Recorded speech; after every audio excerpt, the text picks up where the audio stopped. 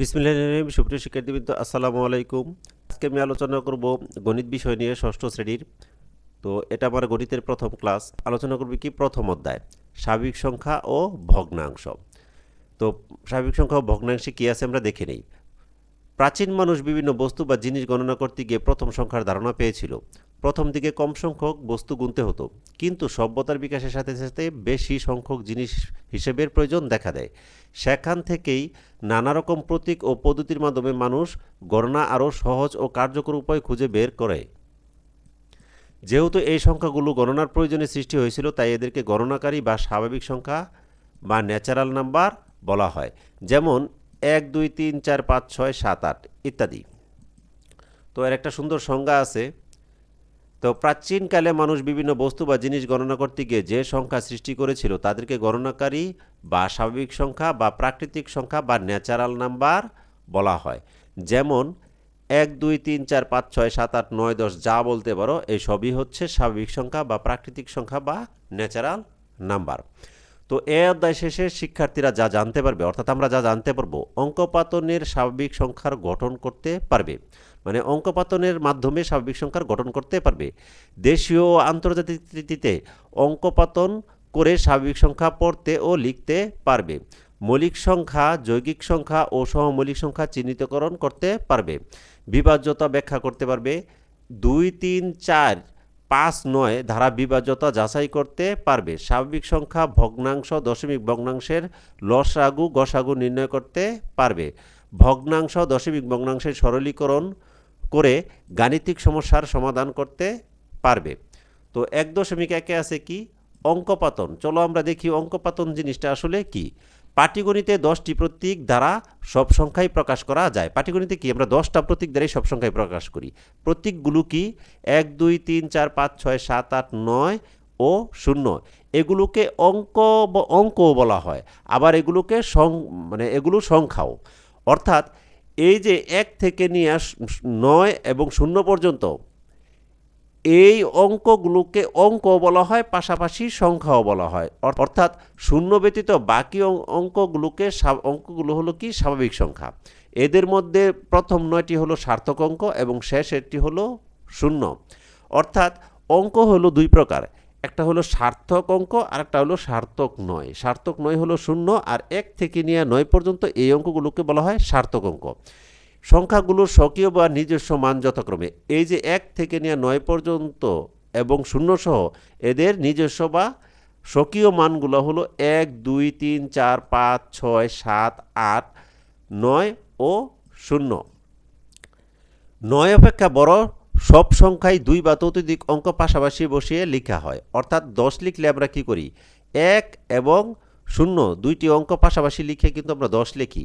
ঠিক একই রকমভাবে যদি আমরা 99 লিখি, 99 লিখলে কি করা হয়, 9 অঙ্কটি পাশাপাশি দুইবার লিখে 99 লেখা হয়। এই কথাটা এখানে বলা আছে। কোনো সংখ্যা অঙ্ক দ্বারা লেখাকে অঙ্কপাতন বলে। যদি অঙ্কপাতনের সংজ্ঞা আসে তাহলে আমরা লিখব কি, কোনো সংখ্যা অঙ্ক দ্বারা লেখাকে অঙ্কপাতন বলা হয়। অঙ্কপাতনে 10টি প্রতীক ব্যবহার করা হয়। 10 ভিত্তিক বলে সংখ্যা প্রকাশের এ রীতিকে দশমিক বা 10 গুণোত্তর রীতি বলা হয়। এ রীতিতে কয়েকটি অঙ্ক পাশাপাশি বসিয়ে সংখ্যা লিখলে সর্বাপেক্ষা ডান দিকের অঙ্কটি তার স্বকীয় মান প্রকাশ করে। ডান দিকের থেকে দ্বিতীয় অঙ্কটি স্বকীয় মানের 10 গুণ, অর্থাৎ তত দশক প্রকাশ করে। যদি আমরা এরকম একটা সংখ্যা লিখি, যে একটু আগে লিখলাম যে 99 লিখলাম, তাহলে এই যে সর্বাপেক্ষা ডান দিকের অঙ্ক কি, এই 9, এই 9টা কিন্তু শুধু 9ই প্রকাশ করতেছে, কিন্তু এর বাম দিকের যে অঙ্কটা আছে এই অঙ্কটা কিন্তু 9 প্রকাশ করতেছে না, এটা কি প্রকাশ করে, 90। অর্থাৎ এই কথাটাই এখানে বলা আছে যে এইটা শুধু 9 প্রকাশ করতেছে এই অঙ্কটা, আর এই অঙ্কটা আগের 9-এর 10 গুণ, অর্থাৎ 90।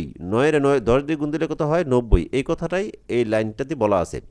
তৃতীয় অঙ্কটি এর দ্বিতীয় স্থানের অঙ্কের 10 গুণ বোঝায়। অর্থাৎ এখানে যদি আরেকটা 9 থাকতো, এর দ্বিতীয় স্থানের অঙ্কের 10 গুণ হয়ে যেত। এখানে হলো এই 9-এর মান হলো 90, আর এই 9-এর মান হবে কত, 900।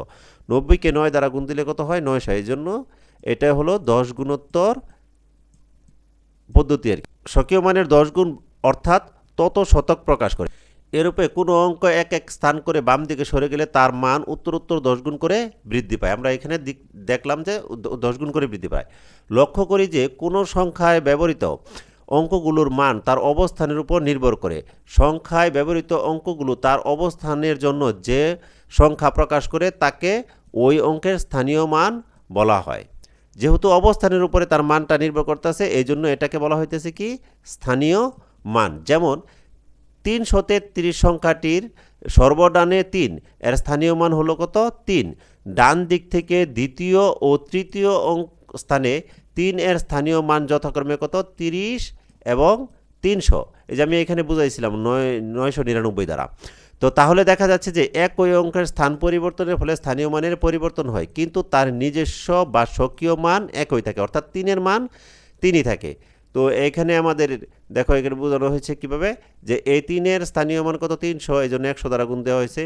এই 3-এর স্থানীয় মান কত 30, এই জন্য 10 দ্বারা গুণ দেওয়া হয়েছে। আর এই প্রথম সর্বাপেক্ষা ডানের 3-এর মান কিন্তু 3ই। তাহলে এখান থেকে আমরা বুঝতে পারলাম 3-এর 10 গুণ হলো এটা, এই 30-এর 10 গুণ হলো এই। আশা করি সকলেই বুঝতে পারছো। তো 1.2 দেশীয় সংখ্যা পঠন রীতি। তো আমরা পূর্ববর্তী শ্রেণীতে দেশীয় রীতি অনুযায়ী গণনা করতে শিখেছি। এই রীতিতে সংখ্যার ডান দিকে থেকে প্রথম, দ্বিতীয় ও তৃতীয় স্থান যথাক্রমে একক, দশক ও শতক প্রকাশ করে। চতুর্থ, পঞ্চম, ষষ্ঠ, সপ্তম ও অষ্টম স্থানকে যথাক্রমে হাজার, অযুত, লক্ষ, নিযুত ও কোটি বলা হয়। তো এগুলো আমরা পঞ্চম শ্রেণী আর চতুর্থ শ্রেণী থেকে কিন্তু খুব সুন্দর করে শিখে আসছি। তো এগুলো স্বাভাবিক একটা আলোচনা করি, কারণ এগুলো আমাদের আগে থেকেই জানা। তাহলে এটা প্রথমটা এককের গড়, দশকের গড়, শতকের গড়, হাজারের গড় হলো 2টা, হাজার এবং অযুত। লক্ষের গড় হলো 2টা, লক্ষ এবং নিযুত। এবং কোটির গড় কিন্তু একটা না, কোটির গড় কিন্তু এখানে অসংখ্য হতে পারে। যখন আমি যদি এখানে লিখি 101, তাহলে এখানে হবে কি 101 কোটি। যদি এখানে লিখি 1001, তাহলে হবে 1001 কোটি। যদি লিখি শুধু 1, তাহলে হবে 1 কোটি। আশা করি কোটির গড়টা তোমরা বুঝতে পারছো। তো এবার আমরা চলো নিচে আসি। এককের গড়ের অঙ্কগুলো কথায় লেখা বা পড়া হয় 1, 2, 3, 4 ইত্যাদি দ্বারা। কিছু 2 অঙ্কের সংখ্যাগুলোর বিশেষ বিশেষ নাম রয়েছে, যেমন 25, 38, 71 পড়া হয় যথাক্রমে 25, 38, 71। শতকের গড়ে 1, 2, 3 ইত্যাদি অঙ্কগুলো যথাক্রমে 100, 200, 300 ইত্যাদি পড়া হয়। হাজারের গড়ের অঙ্কগুলো শতকের গড়ের মতো পড়তে হয়, যেমন 5000, 7000 ইত্যাদি। অযুতের গড়ের অঙ্কগুলো অযুত হিসেবে পড়া হয় না। অযুত ও হাজারের গড় মিলিয়ে যত হাজার হয় তত হাজার পড়া হয়। তাহলে আমরা সাধারণত এভাবেই পড়ি, অযুতের গড়ে 7 এবং হাজারের গড়ে যদি 5 থাকলে 2 অঙ্কের অঙ্ক মিলিয়ে 75,000 পড়া হয়। তা আশা করি বুঝতে পারছি। তো নিযুত ও লক্ষের গড় মিলিয়ে যত লক্ষ হয় তত লক্ষ হিসেবে পড়তে হয়, যেমন নিযুতের গড়ে 8 এবং লক্ষের গড়ে যদি 3 থাকে তাহলে 2 অঙ্ক মিলিয়ে 83 লক্ষ পড়া হয়। কোটির গড়ের অঙ্ককে কোটি বলে পড়া হয়। কোটির গড়ের বাম দিকের সব গড়ের অঙ্কগুলোকে কোটির গড়ের সাথে মিলিয়ে যত কোটি হয় তত কোটি পড়তে হয়। 4 বা ততোধিক অঙ্ক লিখিত অঙ্কে লিখিত সংখ্যা সহজে ও শুদ্ধভাবে পড়ার জন্য আমরা কি ব্যবহার করি? কমা ব্যবহার করি। 4 বা ততোধিক অঙ্কে লিখিত সংখ্যাগুলো সহজে এবং শুদ্ধভাবে পড়ার জন্য আমরা কি ব্যবহার করি? কমা। এক্ষেত্রে যে কোনো সংখ্যার ডান দিক থেকে 3 অঙ্ক পরে একটি কমা, এরপর 2 অঙ্ক পর পর কমা ব্যবহার করা যায়। তো এখানে নিয়মটা খুব সুন্দর করে দেওয়া আছে, আমরা ভালোভাবে পড়লেই কিন্তু পারবো। তো কমা বসিয়ে কথায় লেখো। তাহলে আমরা এখানে কমা বসাবো কীভাবে? প্রথমে ডান দিক থেকে 3 অঙ্ক পরে, আমাদের কিন্তু এখানে নিয়মটা বলে দেওয়া আছে, প্রথমে ডান দিক থেকে 3 অঙ্ক পর, তারপর 2 অঙ্ক পর পর কমা দিলেই হয়ে গেল। তাহলে 3 অঙ্ক পরে কমা দিলাম, 2 অঙ্ক পর পর 2বার কমা দিলেই হয়ে গেল। তাহলে আমরা কিন্তু এটা এখন কথায় পড়তে পারবো। কীরকম? এই পর্যন্ত হলো শতক, এই 2 গড় হলো হাজার, আর এই 2 গড় হলো কি লক্ষের, আর এই 2 গড় হলো কোটির। তাহলে আমরা এটা কি পড়ব? 98,75,47,321। সহজ না? তাহলে দেখো এখানে আমরা কি করব, যে এখন কোটির গড়ের 2টি অঙ্ক মিলিয়ে 98, নিযুত এবং লক্ষের গড়ের অঙ্ক মিলিয়ে 75 লক্ষ, অযুত এবং হাজারের গড়ের অঙ্ক মিলিয়ে 47,000, শতকের গড়ের 3 দশকের গড়ের 2 এবং এককের গড়ের 1 অবস্থিত। সুতরাং সংখ্যাটিকে কথায় প্রকাশ করলে হয় 98,75,47,321। খুব সহজে আমরা পড়তে পারলাম না? এখন আমরা কি করব, যদি অঙ্কে লিখতে বলে সেই ক্ষেত্রে আমরা কি করব? অঙ্কে লিখতে বললেও আমাদের সুন্দর, প্রথমে 3টা করব, আমরা এরকম গড় নিব, তারপর 2টা গড় নিলাম, যেহেতু 3 গড় পরে কমা দিতে হয়, এরপর 2 গড় পরে পরে কমা দিতে হয়, জন্য 2 গড়, আবার এখানে আমরা 2টা গড় নিলাম, পরবর্তীতে একটা গড় নিলাম। আমাদের এখানে বলছে 7,05,90,007। তাহলে 7 কোটি, যেহেতু যেহেতু এটা কোটির গড়, তাহলে কোটির গড়ে আমরা কি দিয়ে দিলাম, প্রথমে 7, পরে কি বলছে 7,05,00,000। এটা কিন্তু আমাদের হাজারের গড়, এই গড়টা কিন্তু আমাদের হাজারের গড়। তাহলে এই গড়টা কি আমাদের লক্ষের গড়, লক্ষের গড়ে কিন্তু এটা দশকের গড়, এটা কিন্তু হলো গিয়া এককের গড়। তো লক্ষের গড়ে 5 লক্ষ যেহেতু বলছে, তাহলে আমাদের এককের গড়ে পড়বে 5। তো মধ্যবর্তী এই জায়গাটা কি আমরা ফাঁকা রাখবো? হ্যাঁ, এটা ফাঁকাই থাকবে, কিন্তু এখানে শূন্য দিতে হবে। তারপর কি হলো, 5,90,007। 90,000, 90,000 বলতে তো 9,000 বললে শুধু এখানে 9 হতো, কিন্তু যেহেতু 90,000 বলছে, তাহলে দশকের গড়ে হবে কি, এখানে 90, 9, আর এখানে হবে কত, শূন্য। এই 90,000 হয়ে গেল 90,007। তার মানে শুধু 7, আর এই মাঝখানে 2টা গড় ফাঁকা রয়েছে যেহেতু, এই জন্য শূন্য। আশা করি সকলেই বুঝতে পারছো।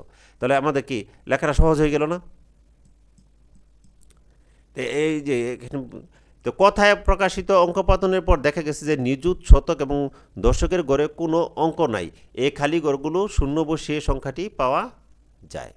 7 অঙ্কের বৃহত্তম এবং ক্ষুদ্রতম সংখ্যা লেখো। তো আমরা এই নিয়মটা জানি যে যে কোনো অঙ্কের বৃহত্তম এবং ক্ষুদ্রতম সংখ্যা লিখতে গেলে যদি 3 অঙ্কের বলে, তাহলে 3টা অঙ্ক নিতে হবে, অর্থাৎ একক, দশক, শতক এই পর্যন্ত নিতে হবে। যদি 5 অঙ্কের বলে, তাহলে 5টা অঙ্ক, তাহলে মানে পাশাপাশি 5টা অঙ্ক নিতে হবে। তাহলে 7 অঙ্কের বৃহত্তম সংখ্যা মানে হলো 7টা 9 আছে, 2, 4 আর 3 কত, 7টা 9। এই হলো 7 অঙ্কের বৃহত্তম সংখ্যা। এবং 3 গড় পরে ডান দিক থেকে 3 গড় পরে কমা, এবং পরবর্তীতে 2 গড় পরে পরে কমা দিয়ে দেওয়া হয়েছে। এখন যদি এখানে 5 অঙ্কের বৃহত্তম সংখ্যা লিখতে বলতো, তাহলে এই 5টা 9 হতো। যদি 6 অঙ্কের বৃহত্তম সংখ্যা কত বলতো, তাহলে একই ডান দিক থেকে 6টা 9 হতো। তো এইগুলো বৃহত্তম সংখ্যার কাহিনী। এখন যদি ক্ষুদ্রতম সংখ্যা লিখতে বলে, তখন আমরা কি করব? ক্ষুদ্রতম সংখ্যা লিখতে বললে আমরা একটা 1 লিখব, আর যদি 7 অঙ্কের ক্ষুদ্রতম সংখ্যা লিখতে বলছে, এদিকে 6টা শূন্য দেব। 1, 2, 3, 4, 5, 6। তো 6টা শূন্য দিলাম। এখন যদি 5 অঙ্কের ক্ষুদ্রতম সংখ্যা লিখতে বলে, সেই ক্ষেত্রে কি হবে, একটা 1 দিয়ে 4টা শূন্য, এই 1 সহ 5টা হয়ে গেল। একটা 1 দিয়ে কত, 5টা শূন্য, মানে 4টা শূন্য যদি 5 অঙ্কের ক্ষুদ্রতম সংখ্যা লিখতে বলে। এটা হলো 5 অঙ্কের ক্ষুদ্রতম সংখ্যা। আশা করি সকলেই বুঝতে পারছো।